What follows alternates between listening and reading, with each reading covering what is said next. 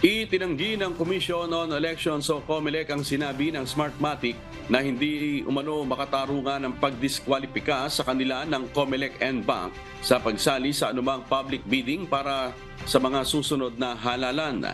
Sa opisyal na pahayag ng kumpanyang Smartmatic, sinabi nitong hindi sila nabigyan ng due process o pagkakataon para sagutin ang mga aligasyon sa naging desisyon ng COMELEC and Bank.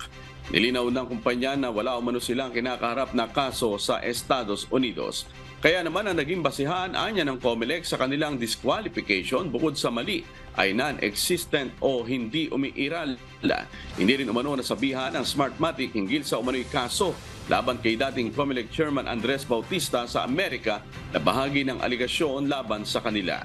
Pakinggan natin ang pahayag ni COMELEC Chairman George Erwin Garcia. Pag tinignan nyo, I will invite everybody, available yung records. Mababasa nyo, hindi lang isa yung petition. Series of documents ang final ng petitioner.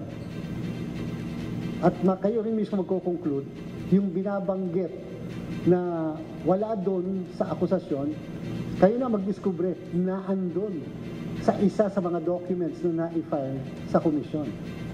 So meaning to say, hindi po yun lihim yung mga issues o yung issue na na-discuss.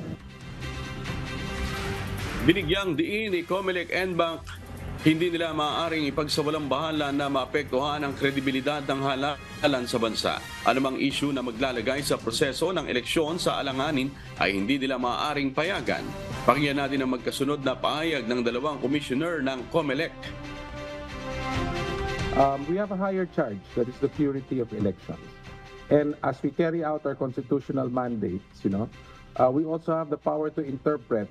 I mean, our interpretation of what that power entails is something that we in the NBank agree on. In addition, I would like to point out that COMELEC must be like Caesar's wife. It must be above suspicion. That's all. Importante yung integrity ng COMELEC.